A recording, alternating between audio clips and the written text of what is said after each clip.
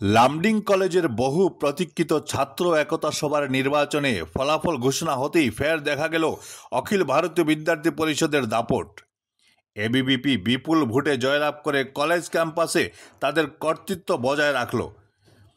চিরপ্রতিদ্বন্দ্বী এনএসওয়াইকে পর্যুদস্ত করে এবিভিপি ছাত্র একতা সভায় সম্পূর্ণ দখল নিল। সভাপতি পদে রাহুল ঘোষ এবং সাধারণ সম্পাদক পদে অনিরুদ্ধ ছেত্রী বিপুল ভোটের ব্যবধানে জয়ী হয়েছেন। তাদের এই ঐতিহাসিক জয় কলেজ ক্যাম্পাসে এবিভিপি সমর্থকদের মধ্যে বাঁধ ভাঙা উল্লাস নিয়ে এসেছে। নমস্কার।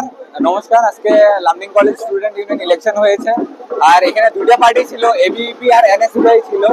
আর এবিভিপির মধ্যে তোমার এবিভিপি লিডে ছিল যে 20টা পোস্ট, 20টা নমিনেশনের জন্য দিয়েছি, ওটার মধ্যে 13 জন আনকন্টেস্টেড আমরা জিতে গিয়েছি।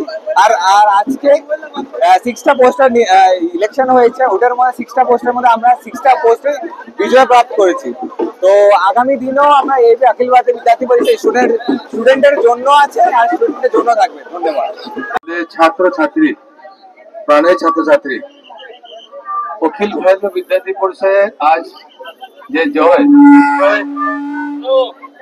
অখিল ভারতীয় বিদ্যার্থী পরিষদের নয়, এই জয় ছাত্রছাত্রীর জয়, এই জয় শান্ত পরিবেশ রাখার জয়। তার জন্য আজ যারা অখিল ভারতীয় বিদ্যার্থী পরিষদের সদস্য যারা ছিলেন,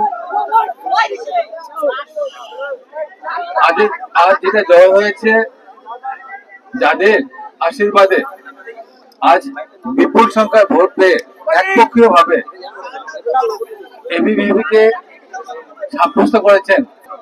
বার চেয়ে আছে যে আমার ছেলে হোক মেয়ে হোক, নিজেকে প্রতিষ্ঠিত করা এবং নিজেকে প্রতিষ্ঠিত করার সঙ্গে সঙ্গে সমাজকেও একটা সুন্দর পরিবেশ দেওয়া, সেদিকে